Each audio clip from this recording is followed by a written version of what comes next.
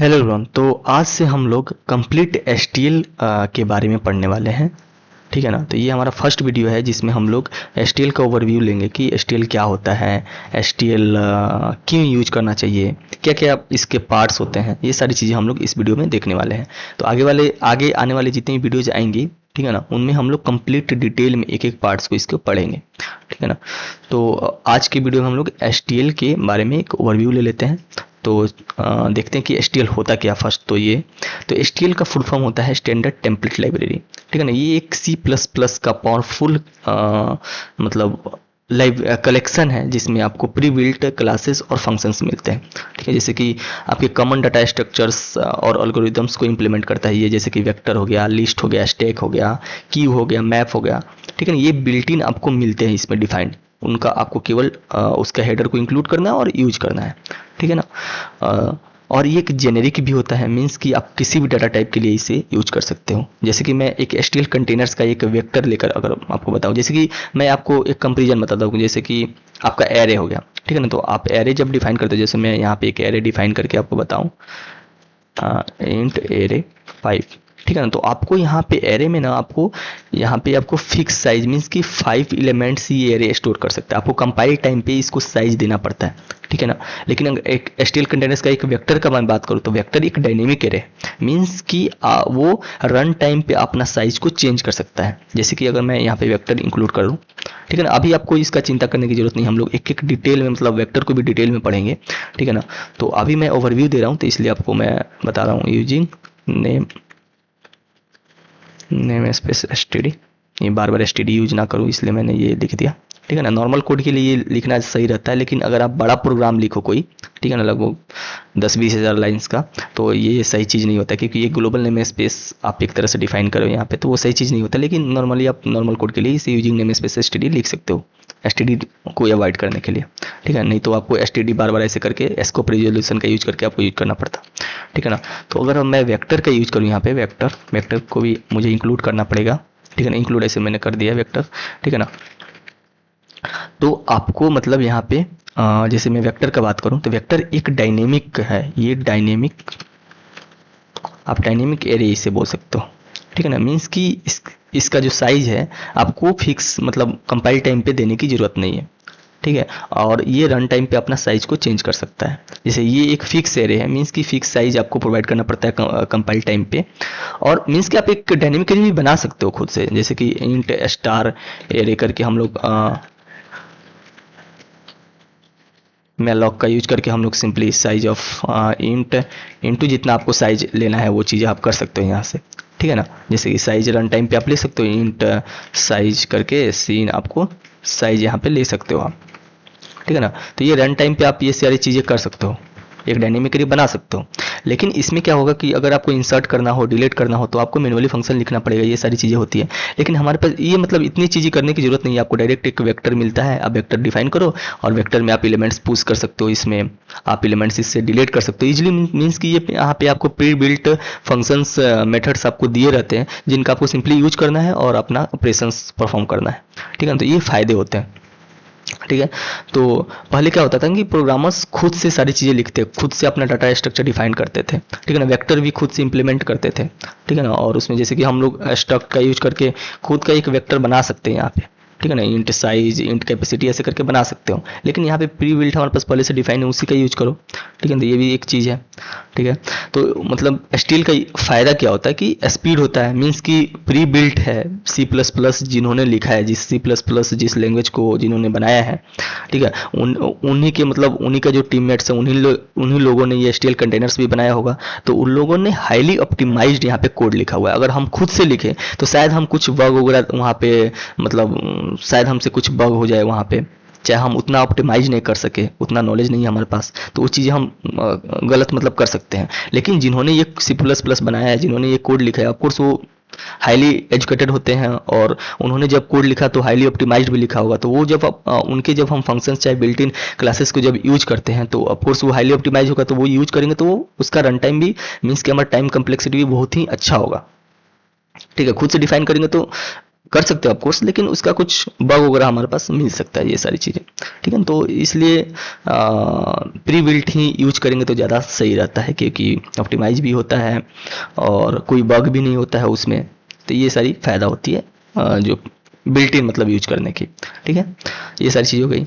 और कंसिस्टेंसी भी होती है, मीन्स कि जितने भी आगे वाले, जैसे वेक्टर हो गया, आपने वेक्टर अभी देख लिया, आप जैसे आगे देखिए स्टैक देखोगे, क्यू देखोगे आप, सेट देखोगे, चाहे मैप हो गया, ये सारी चीज़ें देखोगे तो उसमें क्या होता है कि जो बिल्ट इन जो फंक्शंस है ना, ये आपस में मिलती जुलती होती है। मीन्स कि ज़्यादा चेंजेस आपको नहीं मिलेंगी इन डाटा टाइप्स में, ठीक है ना। जो स्ट्रक्चर है, डाटा स्ट्रक्चर है, ये इनमें ज़्यादा चेंजेस आपको नहीं मिलेंगे। मीन्स कि कंसिस्टेंसी इसमें फॉलो होती है, जिसे आप मतलब इजीली रिमेंबर कर सकते हैं। जितने भी इसमें फंक्शंस हो, इजीली आप उसे रिलेट कर सकते हो आपस में। तो ये भी फ़ायदा होता है एक चीज़ इसका, ठीक है। तो एचटीएल का अगर मैं बात करूँ तो इसमें 4 पार्ट्स होते हैं। मैं यहाँ पे आपको नोट्स के तौर पे यहाँ पे प्रोवाइड कर देता हूँ। एचटीएल में आपके 4 पार्ट्स होते हैं। फर्स्ट हो गया आपको कंटेनर्स में आपको आ जाता है बहुत सारी, इसमें डाटा स्ट्रक्चर डिफाइन होती है पहले से। जैसे कि मैं कुछ बताता हूँ, वेक्टर लिस्ट हो गया, मैप हो गया, सेट हो गया आपका, और लिस्ट मैंने बता दिया, ठीक है।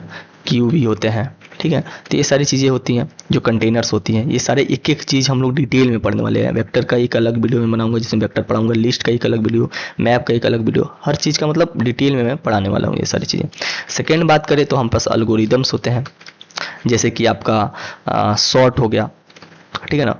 कोई भी वेक्टर है, चाहे कोई भी एरे है, डायरेक्ट सॉर्ट फंक्शन का यूज करो और सॉर्ट कर दो। ऐसे हमको जनरली अगर हमें सॉर्ट करना पड़ेगा तो कैसे करेंगे, एक फंक्शन बनाएंगे। मैनुअली आपको एक फंक्शन क्रिएट करना पड़ेगा सॉर्टिंग के लिए, चाहे आप बबल सॉर्ट से करो, इंसर्शन सॉर्ट से करो, चाहे सिलेक्शन सॉर्ट, बहुत सारी सॉर्टिंग एल्गोरिदम्स होते हैं। मर्ज सॉर्ट होता है, क्विक सॉर्ट होता है, सेल सॉर्ट होता है, बहुत सारी चीज़ें होती है। तो उनको आपको मैनुअली डिफाइन करना पड़ेगा, फिर आप उससे सॉर्टिंग कर सकते हो। यहाँ पे एल्गोरिदम सॉर्ट आपको पहले से मिलते हैं, डायरेक्ट आप यूज करो और सॉर्ट हो जाएंगे, ठीक है ना। आपको मैनुअली फंक्शन लिखने की जरूरत नहीं है। तो ये प्री बिल्ट डिफाइंड आपके कुछ एल्गोरिदम में, जैसे 100+ एल्गोरिदम्स आपको यहाँ पे मिलेंगे एचटीएल में, ठीक है ना, उससे भी ज़्यादा है, ठीक है। तो 100% एल्गोरिदम्स पहले से एचटीएल का मतलब एल्गोरिदम्स पहले से डिफाइंड है। तो उनका सिंपली आपको यूज करना है, अपने ऑपरेशंस को परफॉर्म करना है। जैसे जो फाइंड होती है, काउंट होती है, ठीक है, बहुत सारी चीज़ें होती है। मैं टीसी यहाँ पे लिख लेता हूँ, ठीक है। और थर्ड आपका हो गया इटरेटर्स।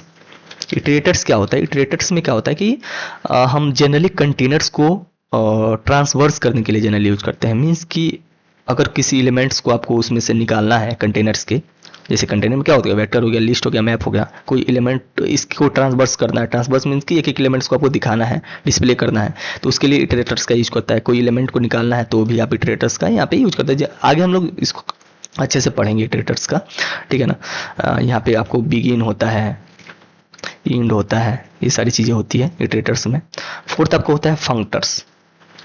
फंक्टर्स क्या होता है, ये एक तरह से आप इसे बोल सकते हो फंक्शन लाइक ऑब्जेक्ट्स, ठीक है ना। इसमें कुछ आपको एक तरह से लेमडा फंक्शंस, चाहे अननोन फंक्शंस के तौर पे आपको मिलते हैं। जैसे कि आप कोई, जैसे मैं अगर यहाँ पे बात करूँ कि कोई वेक्टर है, ठीक है ना, उसमें एलिमेंट्स है कुछ, तो सॉर्ट का यूज करके मैं सॉर्टिंग कर सकता हूँ। तो डिफॉल्ट जो सॉर्ट एल्गोरिदम होता है, डिफॉल्ट जो ये सॉर्टिंग कैसे करता है, ये असेंडिंग ऑर्डर में सॉर्ट करता है, ठीक है ना। लेकिन आपको डिसेंडिंग ऑर्डर में सॉर्ट करना है तो उसके लिए आपको एक फंक्टर्स का यूज करना पड़ेगा, जो कि ग्रेटर होता है।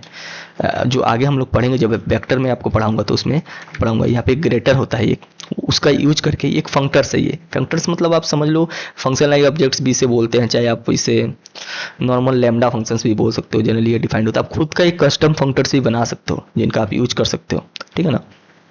कि आप सॉर्ट करना चाहते हो, कुछ अलग तरीका से आप उसे सॉर्ट करना चाहते हो, तो अपना खुद का एक फंक्टर बनाओ और उसका यूज कर लो, और वो आप अलग तरह से उसे सॉर्ट कर सकते हो, ठीक है ना। तो आगे हम देखेंगे फंक्टर्स क्या होता है, ये सारी चीज़ें, ठीक है। तो ये हो गई हमारे पास फंक्टर्स। अब हम कंटेनर्स को एक तरह से डिटेल ओवरव्यू ले लेते हैं। तो कंटेनर्स में हमारे पास ना, कंटेनर्स में भी हमारे पास चार तरह की चीज़ें होती हैं, ठीक है ना। फर्स्ट आपके हो गया सीक्वेंस कंटेनर्स,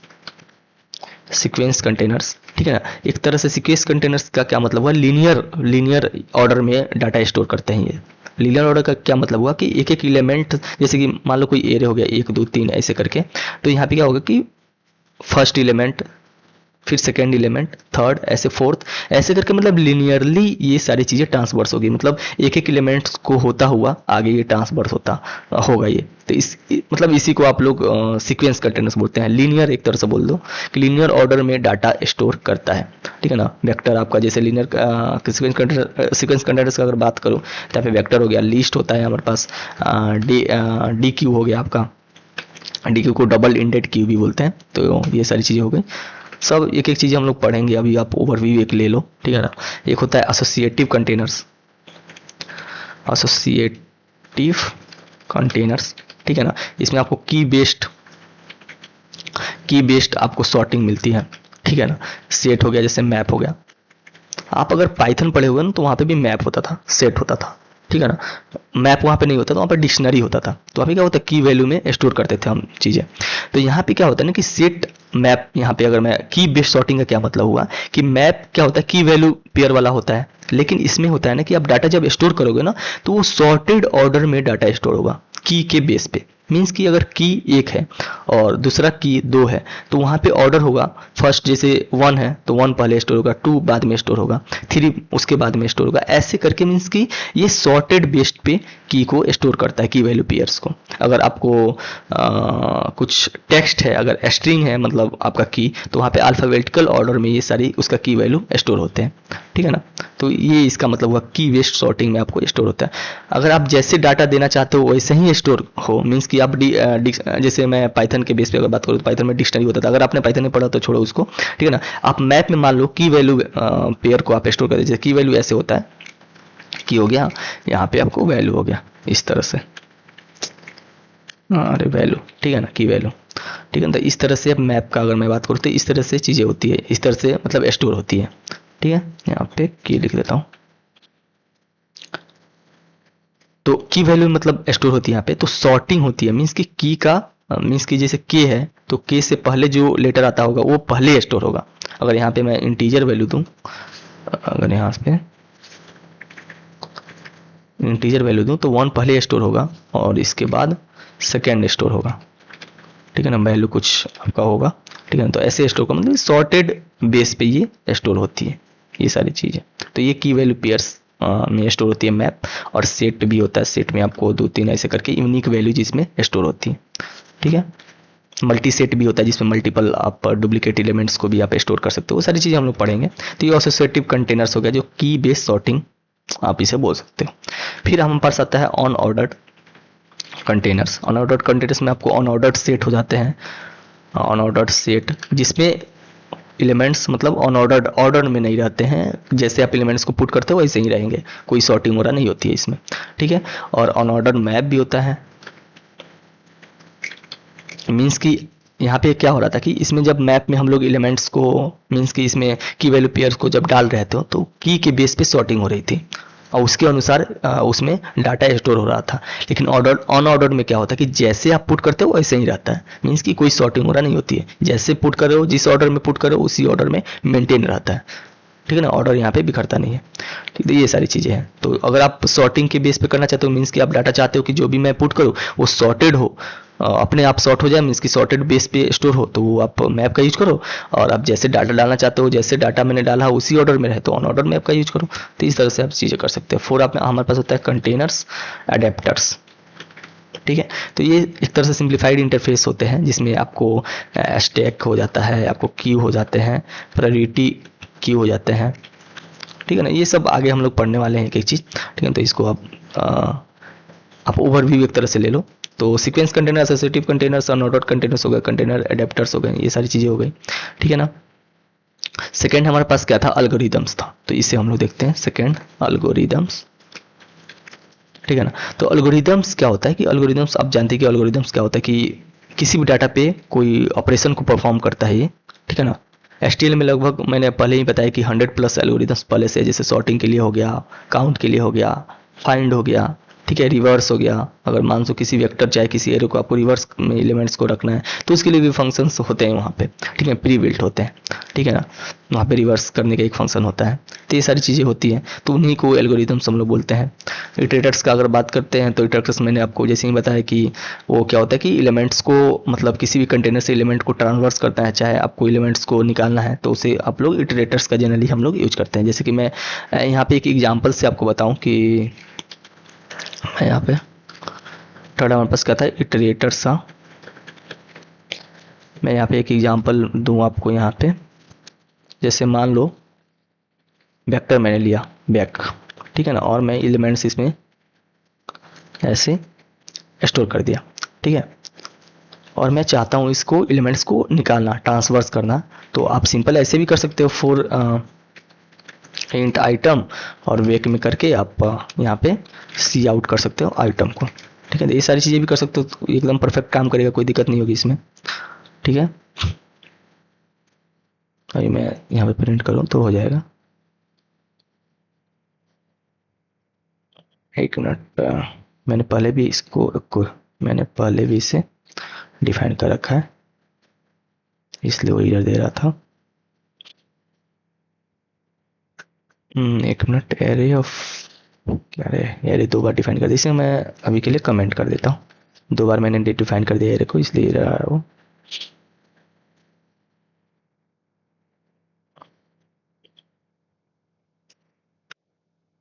यार एक मिनट,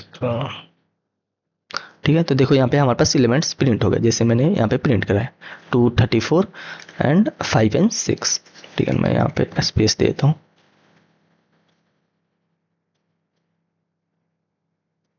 ठीक है।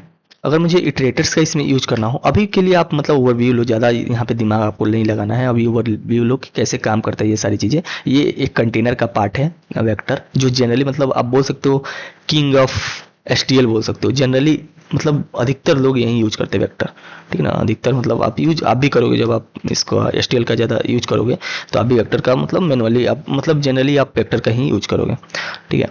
अगर मैं यहाँ पे इटरेटर का यूज करूँ, जैसे कि मैं चाहता हूँ कि एलिमेंट्स को मुझे भी ट्रांसवर्स करना है और मैं इटरेटर का यूज करना चाहता हूँ, तो सिंपल ऑटो, चाहे यहाँ पे इटरेटर आप लिख सकते हो, ऐसे मैं यहाँ पे डायरेक्ट ऑटो ही कर देता हूँ कि डायरेक्ट आपका वी डॉट बिगिन और it not equal to v dot end और प्लस प्लस इट करते हैं। वी नहीं था, वेक था ना हमारे पास, वो सॉरी मैंने वी लिख दिया, ठीक है। और यहाँ पे प्रिंट एफ कर सकते हो %d, चाहे सी आउट का भी यूज कर सकते हो,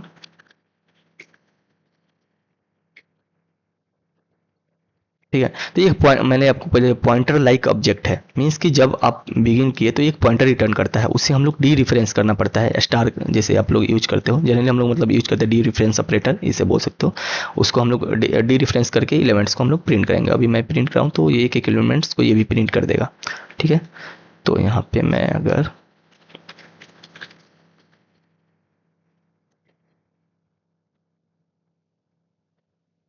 ठीक है, तो देखो एलिमेंट्स को मैं प्रिंट हो गया। तो यहाँ पे मैं आर बिगिन यूज कर लो, चाहे आर इंट कर लो यूज, ठीक है, तो ये रिवर्स में प्रिंट करा देगा।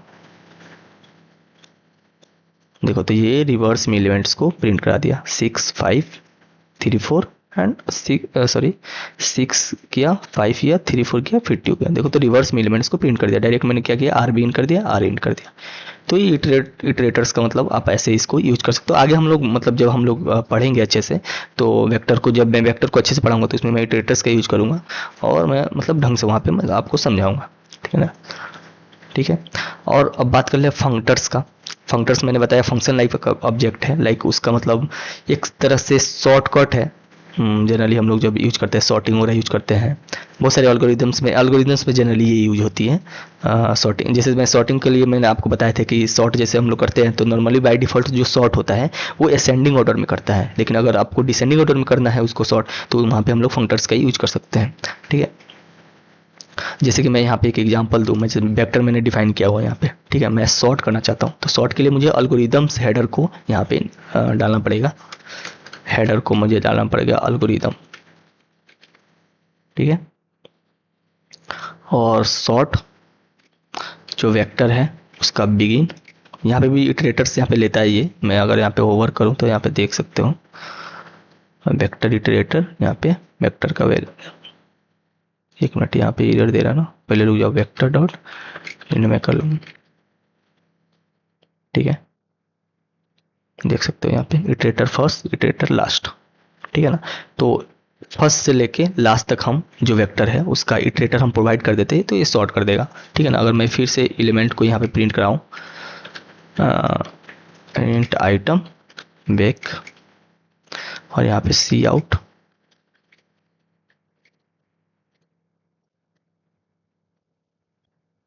ठीक है, मैं इससे ना अभी के लिए कमेंट कर देता हूँ,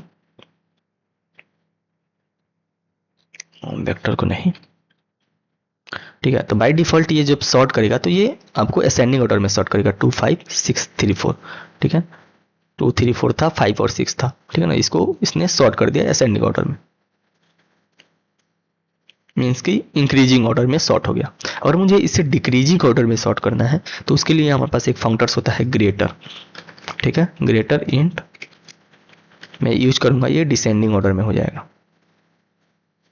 देखो यहाँ पे डिसेंडिंग ऑर्डर में सॉर्ट होगा। तो ये फंक्टर्स होता है, जैसे यहाँ पे ग्रेटर इंट क्या होगा, एक फंक्टर्स, आप कस्टम फंक्टर्स भी डिफाइन कर सकते हो, मीन्स कि आप चाहते हो कि दूसरे तरह से, मतलब आपका कुछ रूल्स रेगुलेशंस हो जिसके अनुसार आप इसे सॉर्ट करना चाहते हो, तो उसके लिए आप कस्टम एक फंक्टर्स लिख सकते हो, कस्टम डिफाइन कर सकते हो, तो वो आप यहाँ पे यूज कर सकते हो, ठीक है। तो वो सारी चीज़ें हम जब फंक्टर्स पढ़ेंगे तो वहाँ पे देखेंगे, ठीक है। तो ये सारी चीज़ें हो गई।